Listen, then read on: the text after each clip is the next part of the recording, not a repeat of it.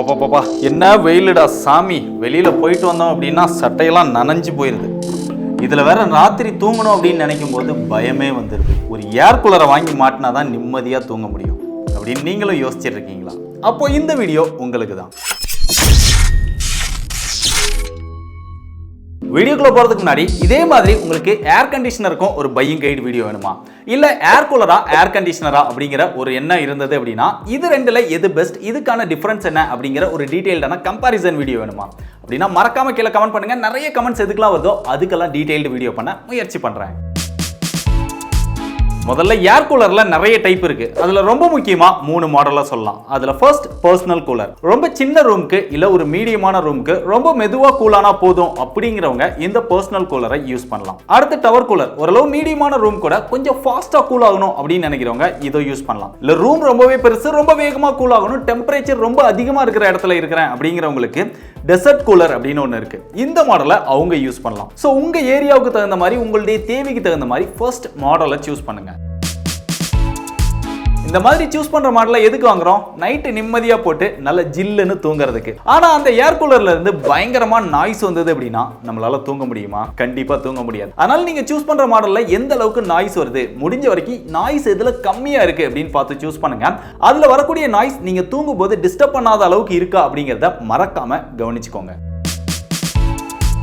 Air cooler அப்படின்னாலே நல்ல cooling இருக்கணும். நல்ல கூலிங் இருக்கணும் அப்படின்னா அதுல பெஸ்டான கூலிங் பேட் இருக்கணும். கூலிங் பேட் அப்படின்னு பார்த்தோம்னா 2 விதமான டைப் தான் அதிகமா யூஸ் பண்றாங்க. அஸ்பென் பேட் அப்படின்னு ஒன்று யூஸ் பண்ணுவாங்க. அது ரொம்ப சீப்பான மாடல், பிரைஸும் ரொம்ப கம்மியா வரும். பிரைஸ் கம்மியா கிடைக்குதே அப்படிங்கிறதுக்காக அந்த மாதிரி மாடல் எல்லாம் சூஸ் பண்ணிடாதீங்க. அது உங்களுக்கு லைஃபும் வராது, கூலிங்கும் பெட்டரா இருக்காது. அதுக்கு பதிலாக ஹனி பேட் இருக்கிறதா நீங்க சூஸ் பண்ணீங்க அப்படின்னா உங்களுக்கு பெட்டரான லைஃபும் வரும், கூலிங்கும் நல்லா இருக்கும். அதனால ஹனி பேட் இருக்கக்கூடிய ஏர் கூலரா சூஸ் பண்ணுங்க. அதே மாதிரி ஏர் கூலர்ல வாட்டர் அப்படிங்கிறது ரொம்ப முக்கியம். இதுல பல விஷயங்களை கவனிக்கணும். உங்க ஏர் கூலர் தண்ணி இல்லாம மோட்டர் ஓடிச்சு அப்படின்னா மோட்டர் ப்ராப்ளம் வந்துடும். அதனால எப்பவுமே வாட்டர் லெவல் வந்து மெயின்டைன் பண்ணணும். வாட்டர் லெவல் மெயின்டைன் பண்றதுக்காகவே இப்ப பெரும்பாலான ஏர் கூலர்ல ஆட்டோ ஃபில்லிங் ஆப்ஷன் வந்துருச்சு. அதுல குறைஞ்சது அப்படின்னா ஆட்டோமேட்டிக்கா அதுவே ஃபில் ஆகிடும். அந்த மாதிரி வாங்கிக்கலாம். ஒருவேளை ஆட்டோ ஃபில்லிங் ஆப்ஷன் வாங்க முடியல அப்படின்னாலுமே எந்த அளவுக்கு வாட்டர் இருக்கு அப்படிங்கிற அந்த வாட்டர் லெவல் இண்டிகேட்டர் இருக்கிற மாதிரி வாங்கிக்கோங்க.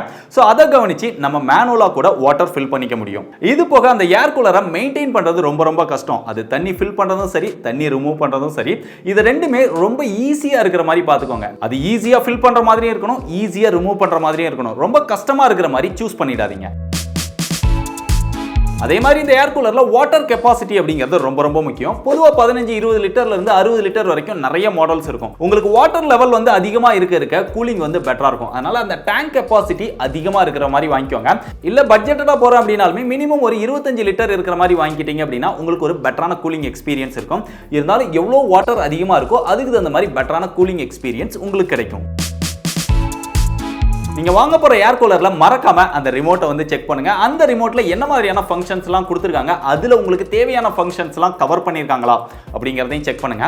அது மட்டும் இல்லாம ஏர் கூலர்ல நம்ம வாட்டர் ஃபில் பண்ணி யூஸ் பண்றதுனால அதுல கொசு உற்பத்தி ஆகாம இருக்கிறதுக்காக ஆன்டி மஸ்கிட்டோ ஏர் கூலர் அப்படின்னு நிறைய மாடல்ஸ்ல கொடுக்குறாங்க. சோ அந்த மாதிரி இருக்கிறதா சூஸ் பண்ணுங்க. இல்ல அப்படின்னா டெங்கு, மலேரியா இந்த மாதிரி ப்ராப்ளம் வரதுக்கு அதிக சான்சஸ் இருக்கு. அதனால ஆன்டி மஸ்கிட்டோ ஏர் கூலரா சூஸ் பண்றது நல்லது.